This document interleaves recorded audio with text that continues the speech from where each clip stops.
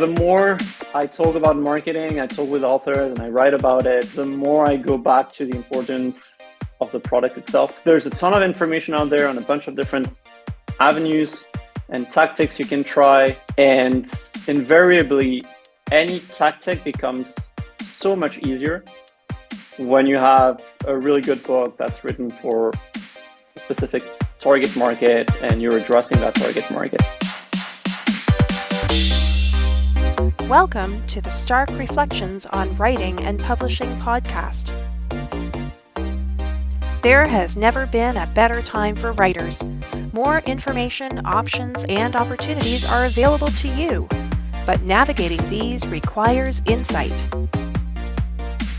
Join Mark Leslie Lefebvre as he draws upon more than a quarter century of experience as a writer, a bookseller, and a trusted book industry consultant to explore and reflect on the writing and publishing landscape to help you make informed choices on your writer journey.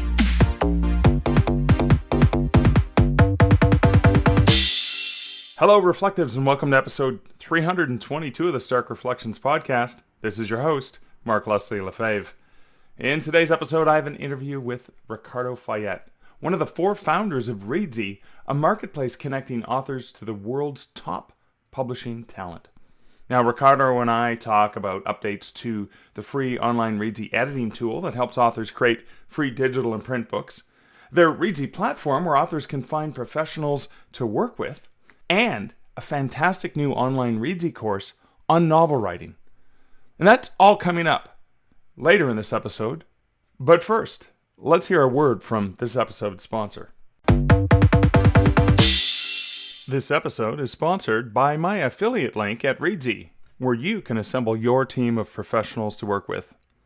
If you follow my link to Reedsy via starkreflections.ca/Reedsy, you can get a $20 credit when you sign up for a free account to find an editor, cover designer, or a marketing professional to work with. Here's a quick word from Reedsy about the new writing course they're launching, which Ricardo and I talk about in this episode. You can achieve so much in just 3 months. You could learn to bake perfect croissant, knit a scarf of many colours, master a magic trick, or you could sit down and write your entire first novel. Whether you've got a folder full of notes or a new idea you want to explore, my new novel writing course will give you the support you need to write a book in just 3 months. I'm Tom Bromley, your instructor. My course is like an accelerated MFA program, complete with over 20 hours of masterclasses, weekly live sessions, and a community of writers striving towards the same goal. Join me and discover the magic of writing.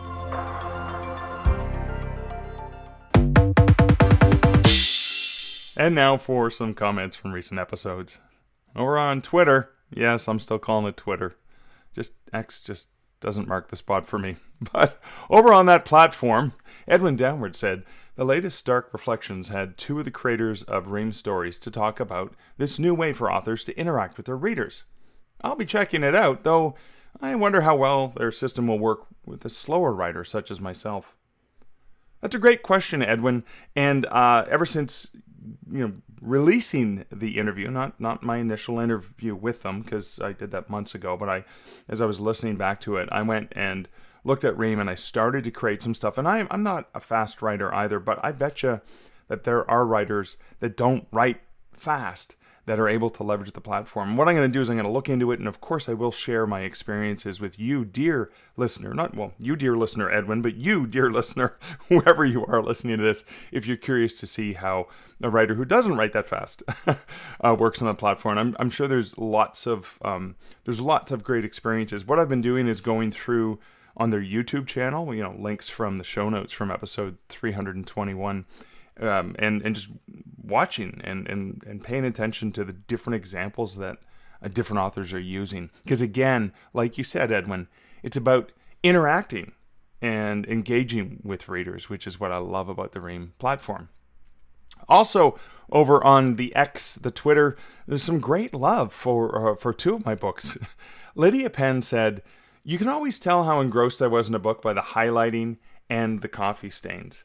And she shared on the tweet a photo of a coffee-stained, beautifully, heavily highlighted passage from the book The Relaxed Author, which I co-wrote with Joanna Penn.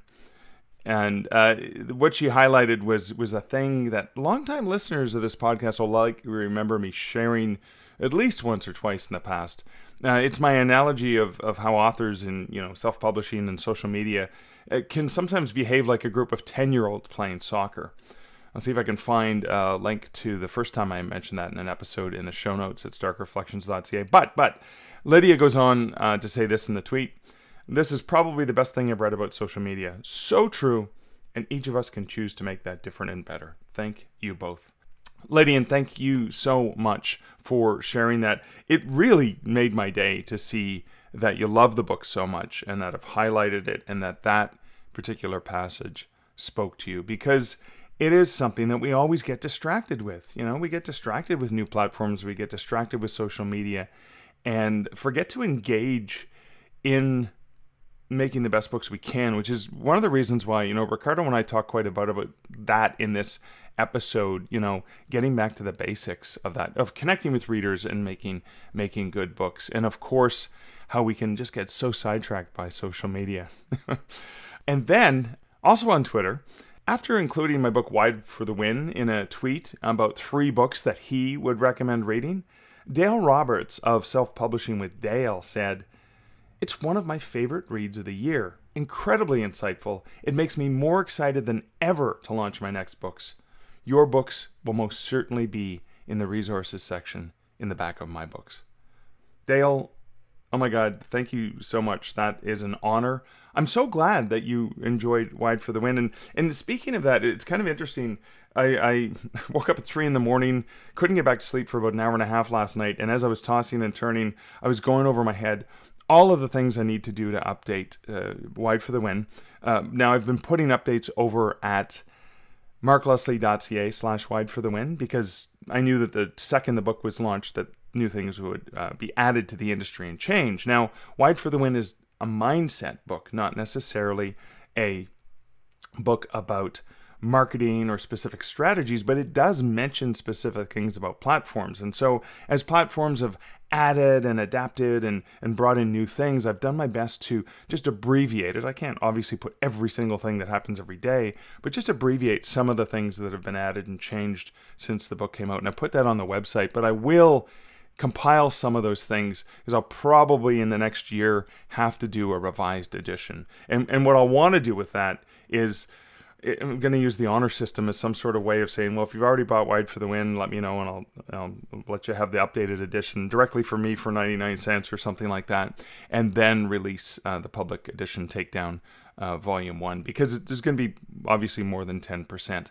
And doing the same similar thing with my book Killing It on Kobo, because Kobo's done so many things since I released that book. And I only released it in 2019, I believe. But so many things have been added. Kobo Plus has grown in dramatic ways. So I'll want to be doing that.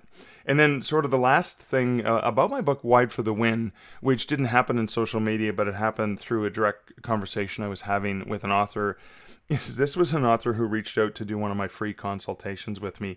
And before we began the consultation, they said, yeah, I read Wide for the Win, I loved it, and I followed your advice in it, and I ran this promotion just last week, and in a single day, I made over $800 on my sales because I followed that advice. Now, I was so pleased and so happy. The author found it valuable, but that they also took some of my advice and it worked for them, and it made really, really good money. Now, I have to say, if you haven't read Wide for the Win, it's not about strategies and tactics and do this and do that. I mean, it does talk about how you can do certain things, and it gives you ideas of things you can do.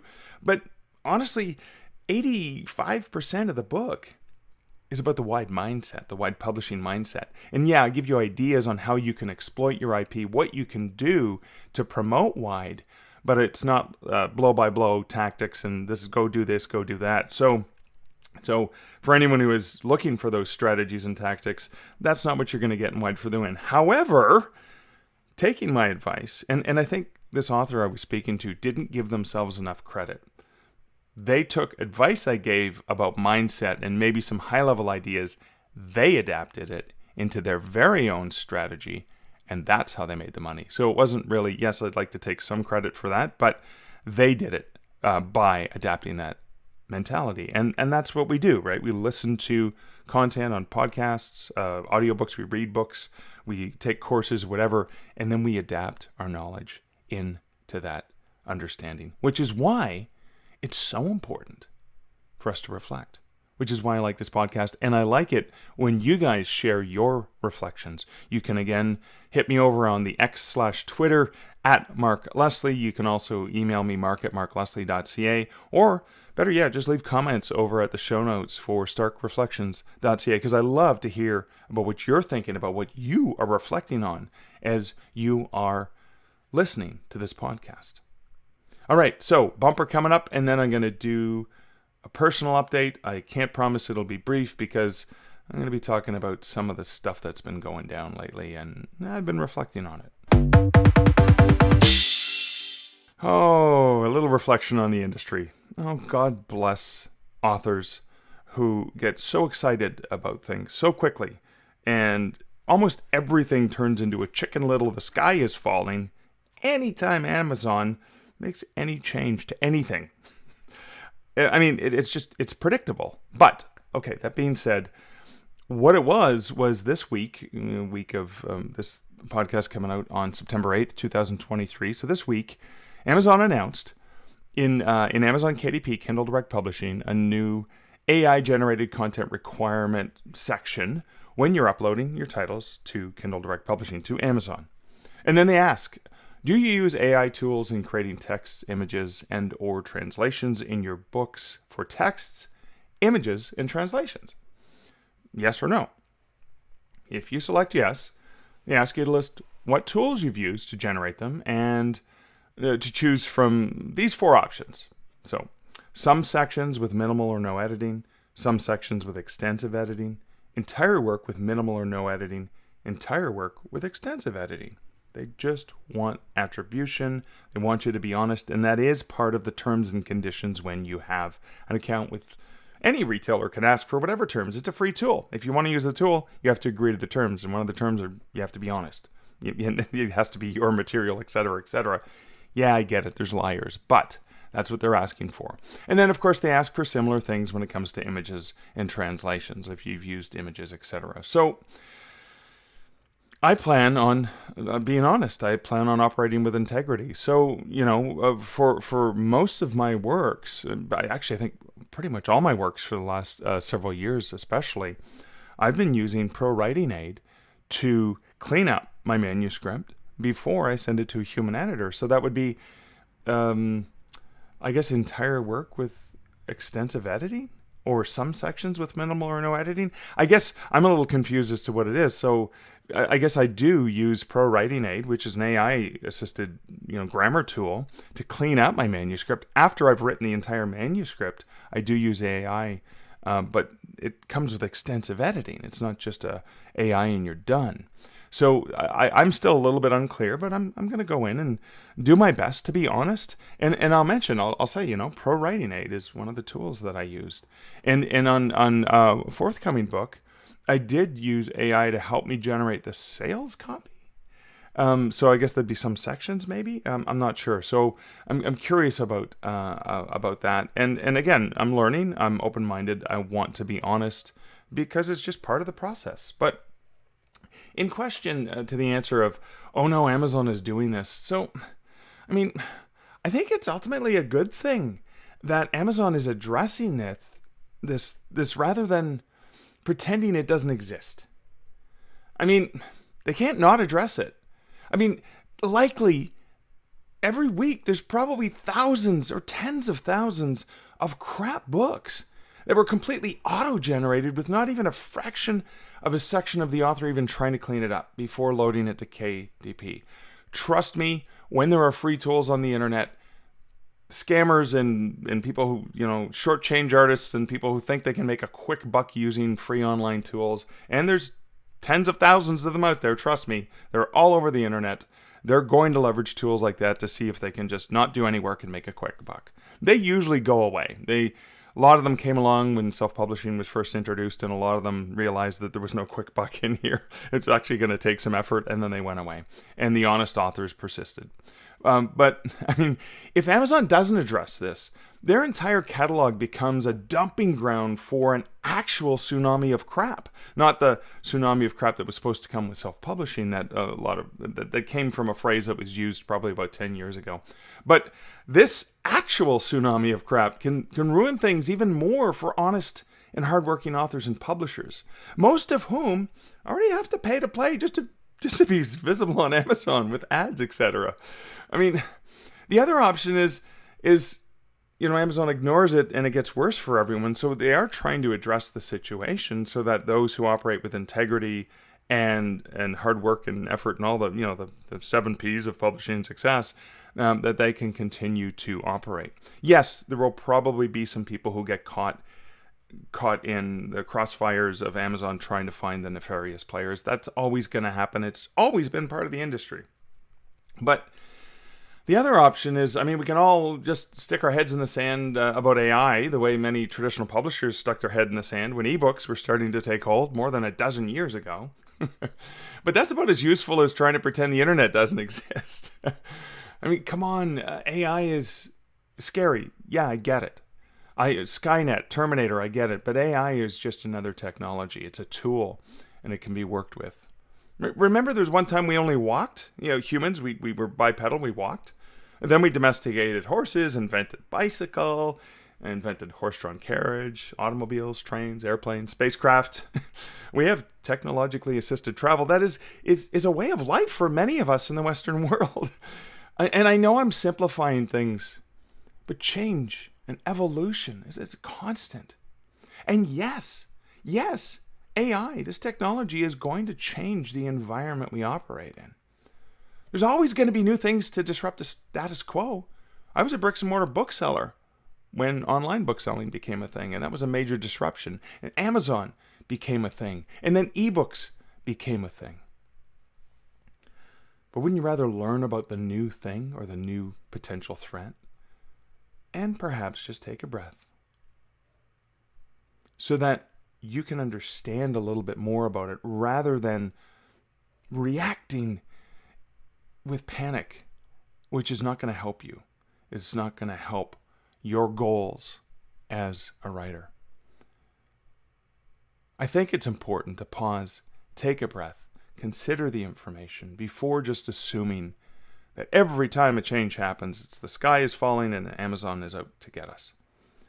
No, I'm not a fan of being exclusive to Amazon, but I don't think that they're purposely trying to get us and trying to look for ways to take authors down. They sell products and they need products to sell to consumers, and books are a part of their product line, and it was the very first product line that they launched. So I don't think Amazon is being evil or malicious. They're just trying to do what they can with this new technology. Say, all right, here's one way we're going to try to address it. And it's going to adapt, and it's going to change, and it's going to evolve. Yeah, maybe they're building some tools of their own. They're doing market research. They're trying to understand. That's just part of running a business. But I don't think it's the end of the world. And I sincerely think if you're nervous and worried about it, it's okay to be a little bit trepidatious and a little bit worried, to do some research. But, reacting immediately and panicking and reacting in a panicked fashion is probably not going to help you with your long-term author success.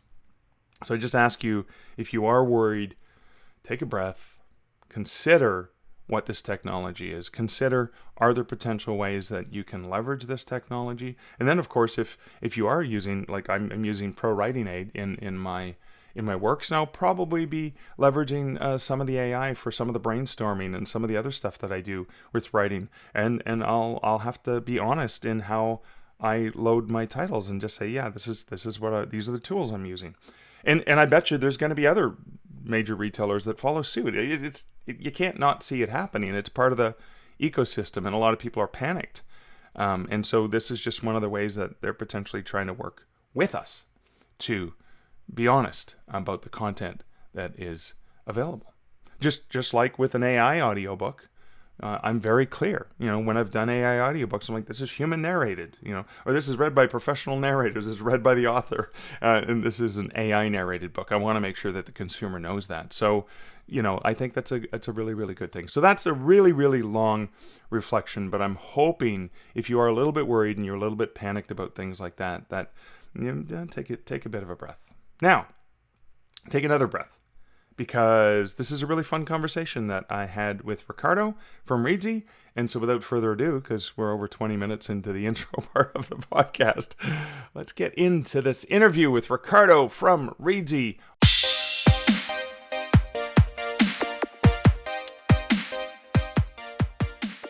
Ricardo, welcome back to the Stark Reflections podcast.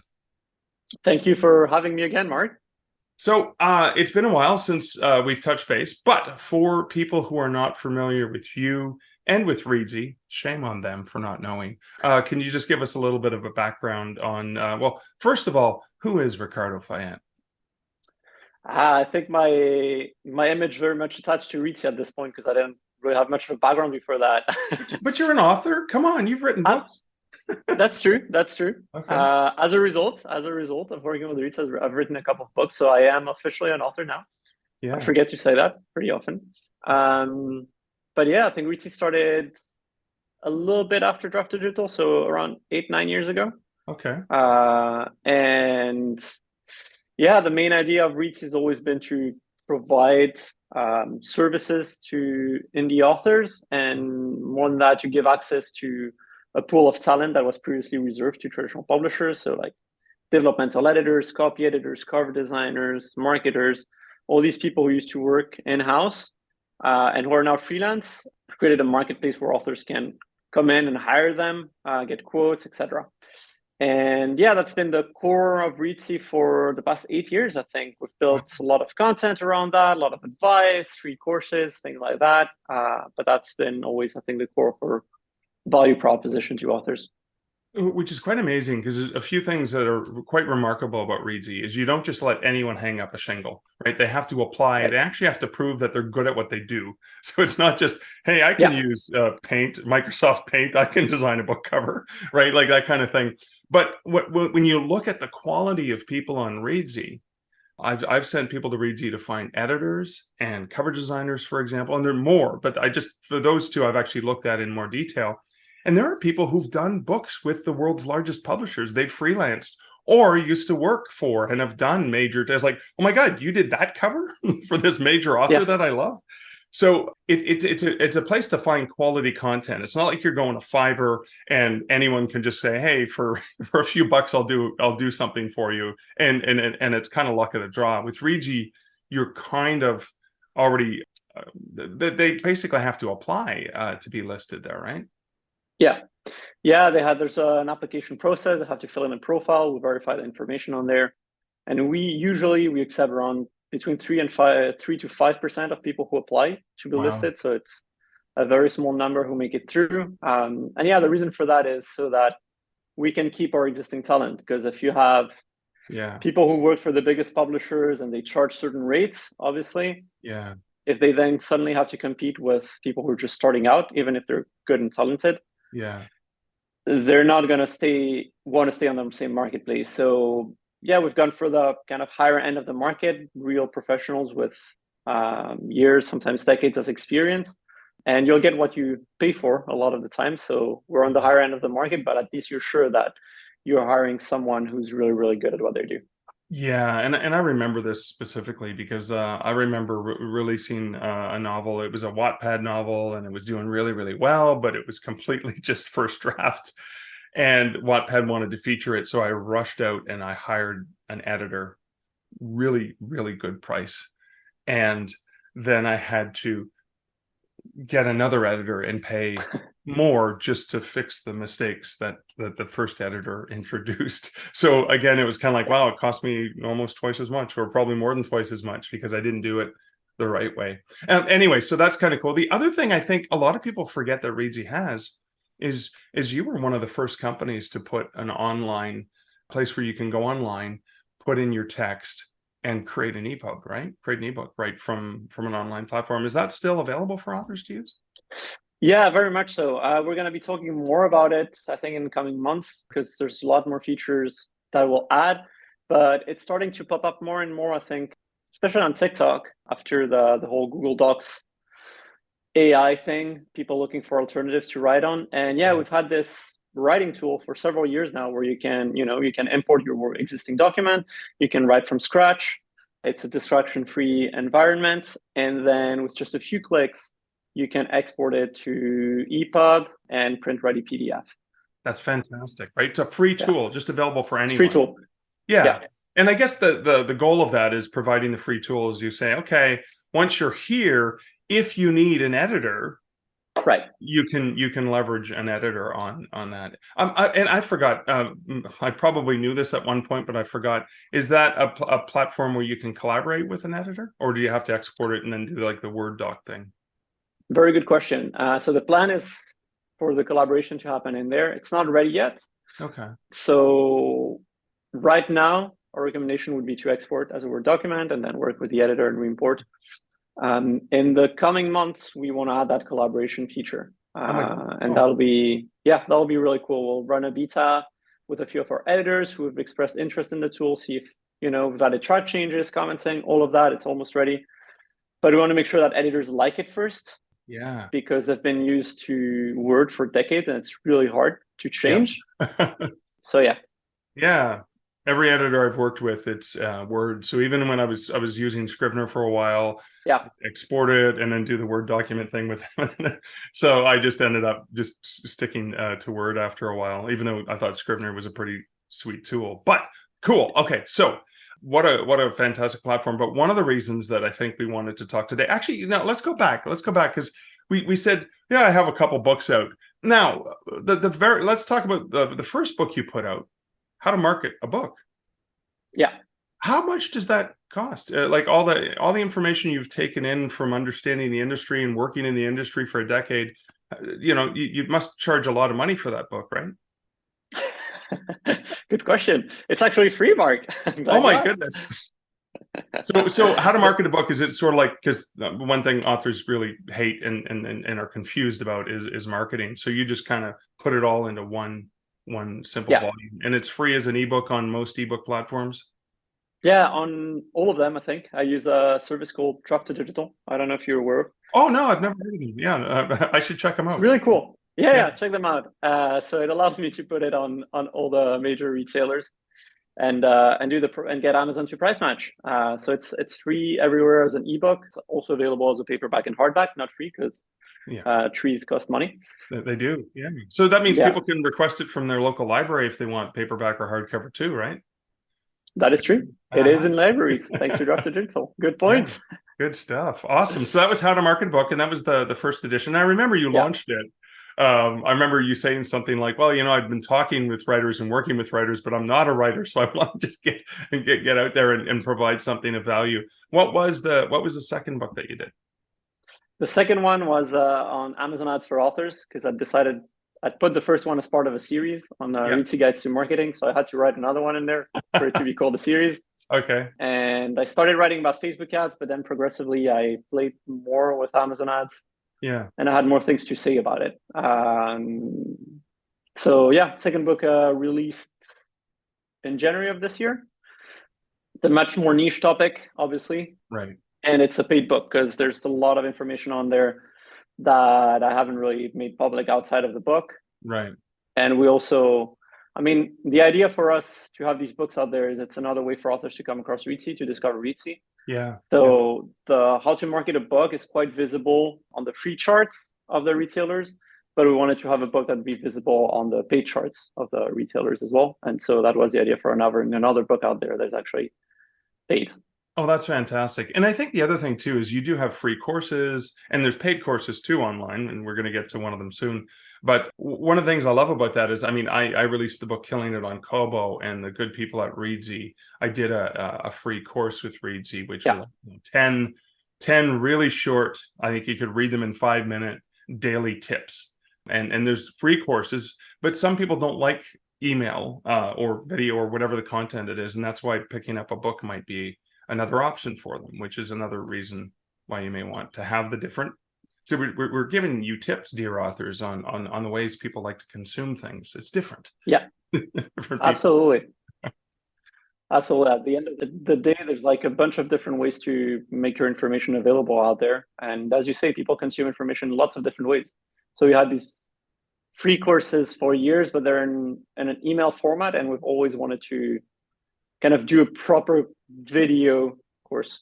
Awesome. So before we get to the video course, I just want to, because I want to tease it out a little bit, but what's one of the marketing suggestions potentially from your book, or when you give talks to authors, that you feel a lot of authors don't quite get, and it's just, maybe it's a basic thing that they don't understand, but you would just want to make sure, please, dear author, please listen to this. Yeah, I find myself like the more I talk about marketing, I talk with authors and I write about it, the more I go back to the importance of the product itself.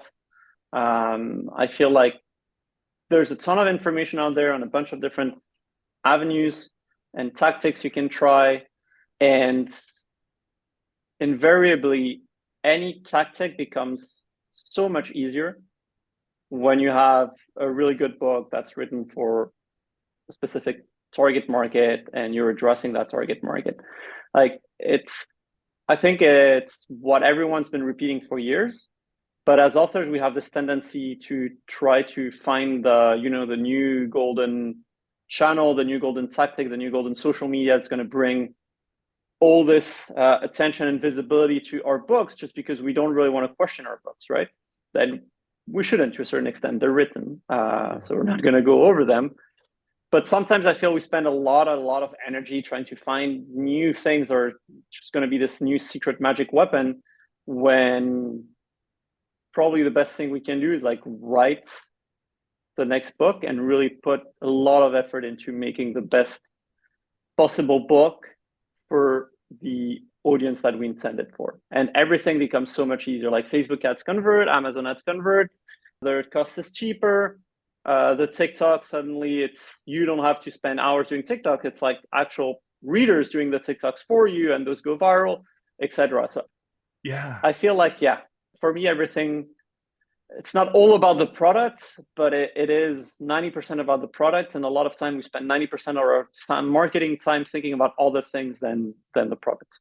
Well, you think about that. It's that magic that happens when somebody reads a book and is so enthralled with it that they tell everyone, oh my God, you've got to read. It's kind of like you go to a pizza place, a great place we've been to together in Vegas, for example. I tell everyone about that pizza place. You should have seen the Meat Lovers pizza. Like it was just amazing. As opposed to you had a humdrum slice for $1 somewhere and you're like, yeah, whatever, it's forgettable pizza.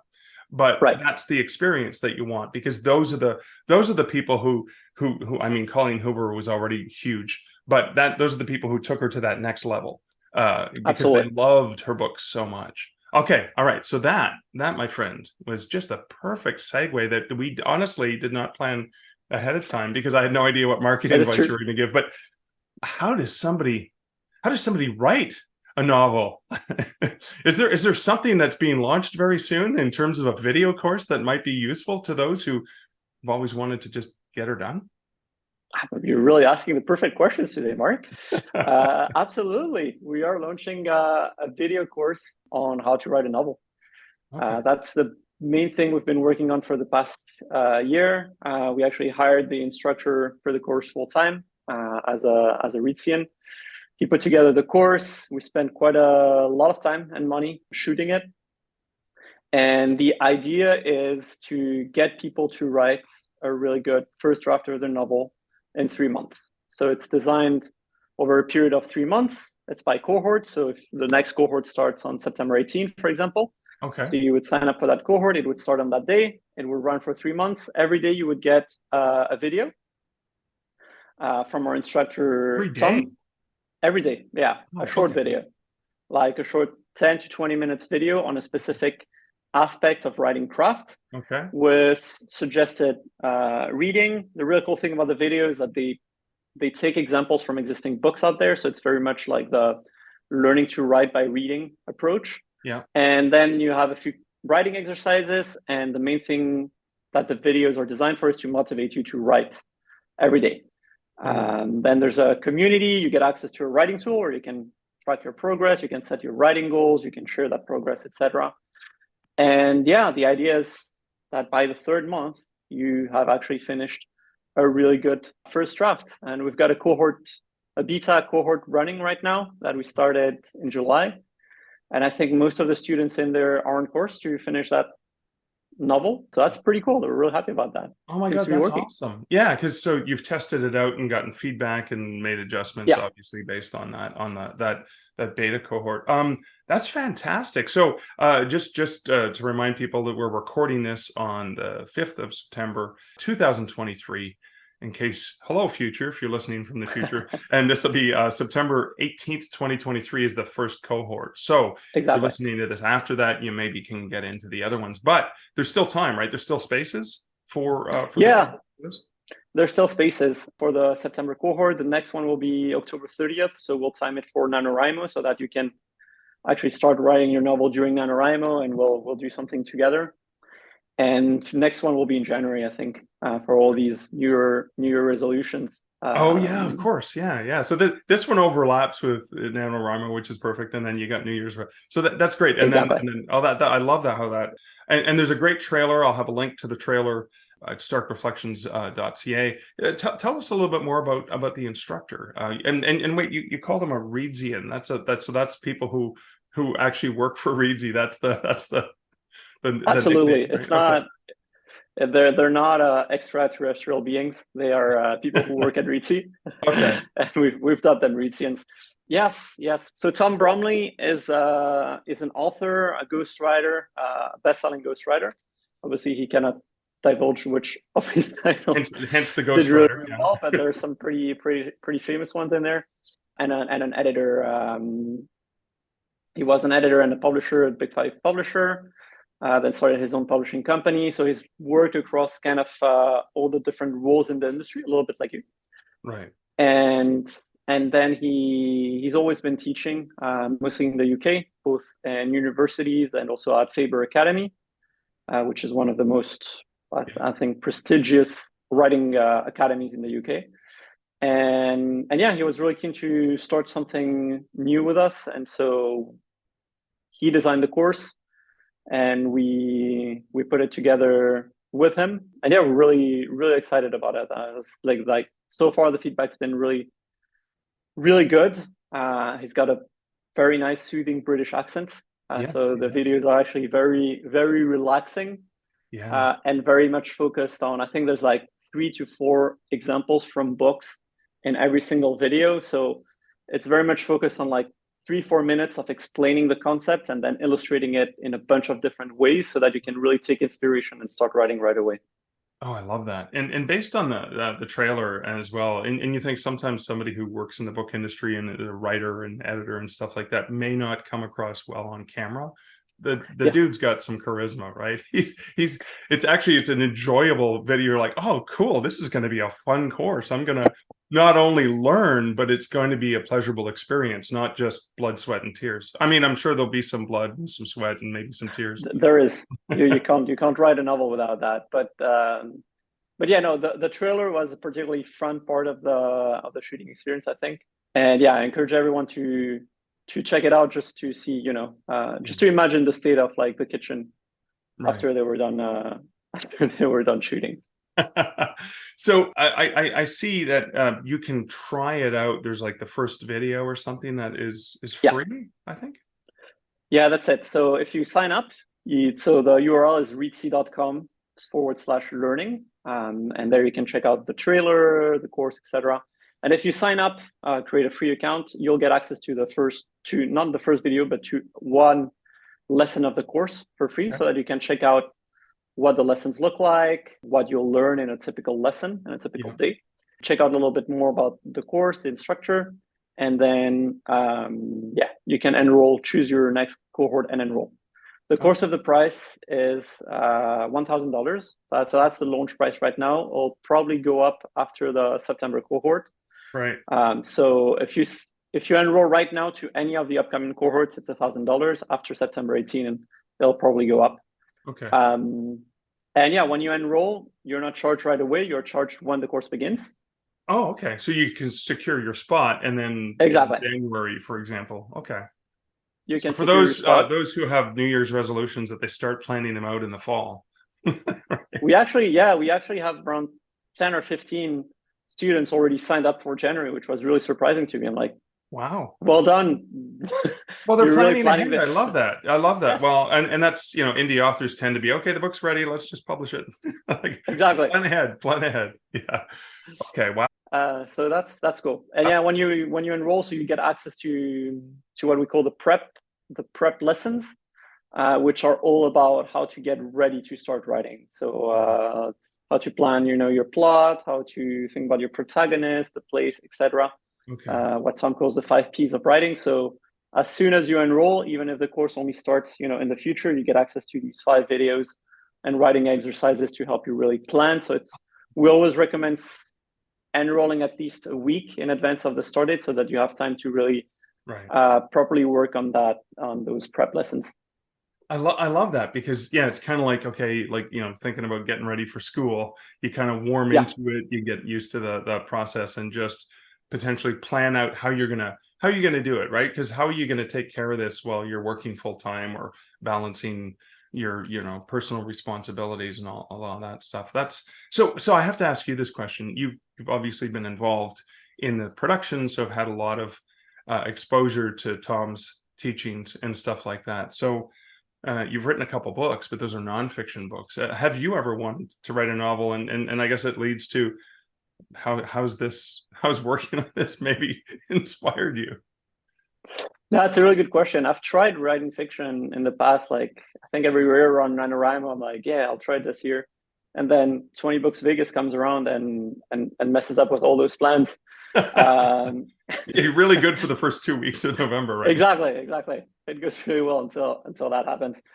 So yeah, I'm thinking that at some point, probably once conference season is over, so maybe the January cohort, who knows? Yeah. I'll take the course and try to write a fiction novel. Yeah. That would be a great third book in your series, is how I wrote a fiction novel, taking that very meta experience. Very meta. I'm not sure if it'll fit into the Reedsy guides to marketing, but we can find a way. I'm sure there'll be something. Oh my God, this is so fantastic. So this is a course over 3 months, cohort, virtual, and it's kind of, even though you get stuff on a daily basis, is it something that, so for example, let's say my work schedule is too busy and I can only get to it on like Saturday and Sunday. Is that something that I could potentially just, like, it's not like I have to do it every single day. I can batch it, right? No, absolutely. So I said you get like lessons every day. They're daily lessons, but you unlock them 1 week at a time. So on Monday, you unlock all the videos for the week. So if you have a lot of time and you're super eager, you can go through all of them, in 2-3 days. Otherwise, you can pace yourself, or you can wait for the weekend. And then usually on Saturday, we do a guest webinar, like a live webinar with a guest author. Oh, wow. And Sunday is a writing day. So no videos, you just like write or rest or relax, so whatever you want to do on the Sunday. Oh, that's cool. I love that flexibility, because you kind of like, hey, I want to get ahead of myself because I know I'm going to be at, That's I'm going to be at 20 Books Vegas next week, and I'm not going to get any work done because I'm going to be, doing panels and networking, socializing, going to the great pizza place in the Arts District, by the way. What was the name of it? It was called Good Pie. Is that what it was called? I don't remember. But I'll we'll put have a to go link again to this that week. pizza place in the show notes over at starkreflections.ca, just in case you want to check out the best pizza in Vegas. Anyways, sorry. All right. So you got this course coming up. Obviously, you said there's some improvements and updates and announcements you'll be making probably in the new year. I mean, 10 going on 10, well, no more than 10 years, or close to 10 years. When did close to 10 years? Yeah, I think we're starting 2014. So it's going to be our 10th year next year. So 10th anniversary, you're just still iterating, still growing, still adding new things. What are some of the things I want to kind of go back to? What are some of the things that surprised you? So, almost 10 years ago, you and a partner, and I'm trying, I always forget his name, and shame on me. Emmanuel, Matt, and Vincent. We're actually 4. Oh, there's four of us, but then I think it was only you and Emmanuel who were. Now you've become the face of Reedsy at a lot of events I'm at. Yeah. And I think Emmanuel's another person that I've spoken to a few times over the years. Yeah. But you seem to be the one willing to do all the travel, or interested in doing all the travel. That's pretty much it. Yeah. And the rest of the partners are behind the scenes working on all the stuff, which is kind of cool. Yeah, you need some people actually working on the stuff while you're traveling. Of course, yeah, because he's like, hey, I'm just connecting with the people. So I understand that. Playing a similar role. There's the people who are doing all the stuff behind the scenes, and Exactly. you're out there getting feedback from the community. But when you guys were creating Reedsy, it's like, hey, I think the industry needs this. What are some of the things that maybe have surprised you about the what the services you offer and the way people use them? I think the kindness of the industry. Probably, I think we didn't know the publishing industry that well before we started Reedsy, so we spent a year researching it, and a lot of people were super happy to talk to us about the idea, even when it wasn't fully fledged. Everyone was pretty supportive, and we had to overcome, in the beginning, these questions around like, we're one of the first companies to provide services that wasn't, trying to scam people. So there were a lot of questions raised at the time around providing services around editorial design, etc. Yeah. But once we overcame that, I think meeting all these people at conferences, talking to authors, we just happened to find ourselves in a super, super supportive creative industry. And yeah, to which we owe being able to, have existed for 9 years and been doing pretty well. Oh my God, that's amazing. I don't think I ever shared this with you, but when I was working at Kobo, when I'd launched Kobo Writing Life, I had a consultant from Japan, from Rakuten, from the head office, come in and spend a week with me and my team just to learn. Because again, learn about the publishing, like what is this part of the business? Because it was not, they acquired Kobo and it was like a different world from all the other online commerce they were doing. And this gentleman, great guy. I remember at one point he did a presentation for me, and he said, "Here's what I think you should do." And he showed me Reedsy.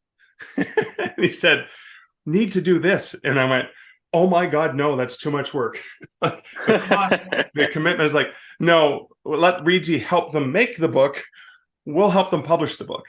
We can't get into it's like a completely different business, right? And I think it's one of the reasons why, for example, you and Dan from Draft to Digital, often seen at the same conferences together. It's like, okay, we're going to help you make the book, market the book, whatever. We'll help you publish the book. And again, lots of free tools involved for both platforms. So you do work complementary with so many other partners out there, right? Yeah, that's a great thing as well. It's that we don't see ourselves competing with most of other companies in the self-publishing space.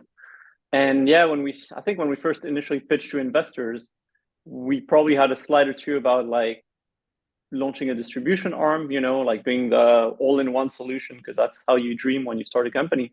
Yeah. And then we realized, just like you did, how much work it is to actually take care of the distribution. And since then, we've been like, no.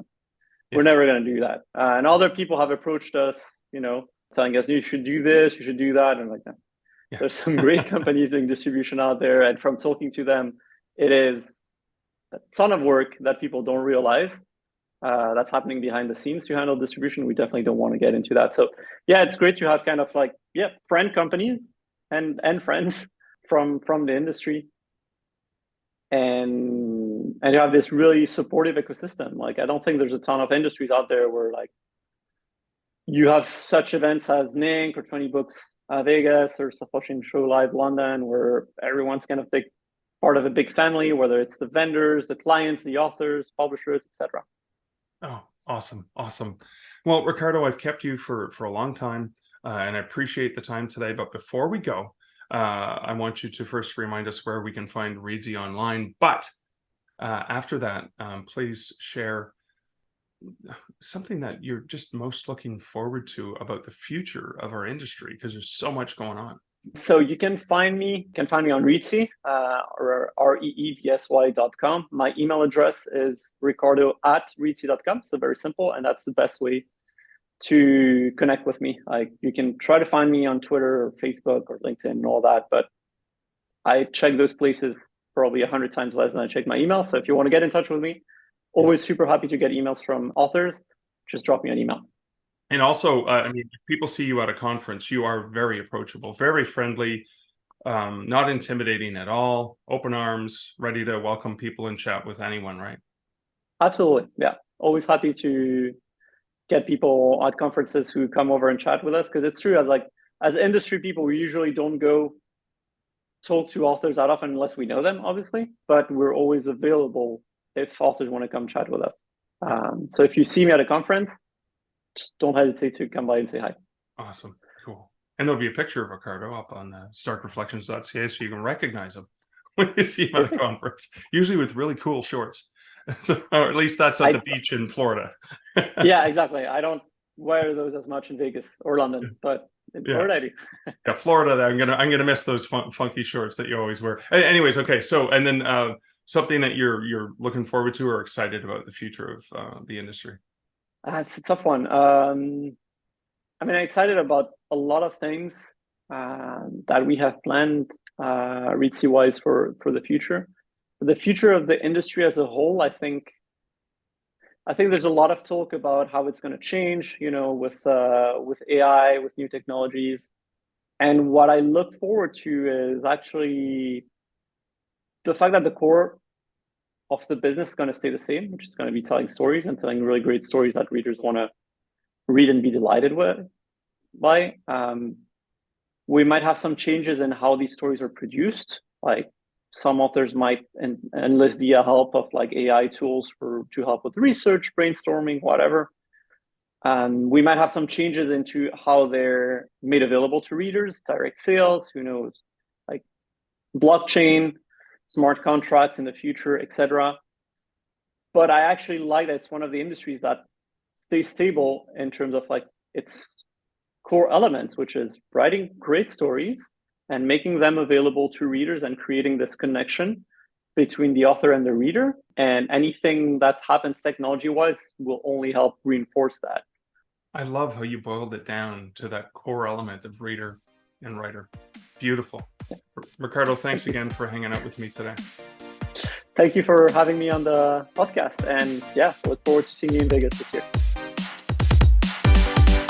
There's just two quick things that I wanted to reflect on in regards to the conversation that Ricardo and I had. And the first was his recognition of just how supportive our industry can be, how supportive the indie author community can be, how supportive the various vendors and the companies that provide services for authors, apart from the liars and scammers and thieves who try to trick authors with those vanity publishing outfits where they try to pretend to be a publisher and force ridiculous marketing packages that are useful on authors. Okay, apart from those scammers that you can find on Writer Beware, and please, if you don't know about Writer Beware, please be aware of Writer Beware and bookmark it and check it out. But apart from that, this industry is so supportive. We're looking out for one another. See how much I care about wanting to make sure that you don't get scammed by people? Authors look out for one another. Distribution and marketing and whatever platforms are there and helping one another out and asking questions. I know, for example, I remember, the last time Novelist Inc. last year, sitting down with Will Degas from Findaway Voices and just saying, well, how do you deal with this thing? Oh, how do you deal with that thing? And then and talking to different folks like Ricardo, like Damon from BookFunnel and stuff like that, and just realizing that we're all trying to solve problems and we can help one another out. Well, authors do that incredibly well, and that's something I love, absolutely adore about our industry, is just how willing people are to support one another. But then the second reflection that's sort of a sequel to that is, you heard how Ricardo, he just gave away his email address. He said, here's my email address. Just reach out to me. I love to hear from authors. And I want to remind you, dear author, that he is serious about that. When somebody puts themselves out there and says they're willing to be there, they're willing to offer you help, they're willing to offer you support, I implore you, if you need help or support or you have questions, please reach out. Please ask. You are not alone. There are plenty of people, plenty of folks like Ricardo, folks like myself, and folks like other listeners to this podcast, other authors out there that are willing to help you. If you're not part of any sort of local writers group or even online groups like Wide for the Win, etc., you have a question, you have an issue, you have a problem, reach out. Don't just keep it to yourself, and don't think that you're in this on your own. Yes, writing can be a very solitary business, but I want to remind you that you're not in it alone. Yeah, you have to do the work. Yeah, a lot of the work you have to do alone. I get it. But you have questions, issues, challenges, or whatever, and someone offers you that. You have a question. You want to know something more about Reedsy, for example, that wasn't discussed. You got his email. Reach out. He'd love to hear from you. Same thing, if you see anyone at a conference, myself, Ricardo, anyone like that, they're there because they want to interact with authors. Yes, when I go to the conference, I see Ricardo like, hey, I haven't seen you since last year in Vegas. It's time to catch up. And we're chatting and we're chumming because we're kind of introverted anyway, so we're just happy to be there. But when anyone approaches, we always have time for people. And I want you to remember that, dear author. So even though you can feel alone, just know that there are people out there. And when people like Ricardo put themselves out there and offer that, go ahead and take advantage of that. Because, we want you to have all of the tools, all of the abilities, all of the confidence to keep at this for your long-term author success. And that is the end of this reflection. That is also the end of this episode. I would like to say a huge thank you to Ricardo for a wonderful interview, and a huge thank you as well to my patrons who support this podcast over on patreon.com/starkreflections, where you get additional bonus content not available just to anyone. So thank you for being a patron of the podcast, and more episodes and content coming your way in the patron-only feed. But like I said, that is it for this episode. Until next week, and until next episode, this is Mark Leslie Lefebvre wishing you great writing and good Stark Reflections. Thank you for listening to the Stark Reflections podcast. You can find show notes for each episode at starkreflections.ca.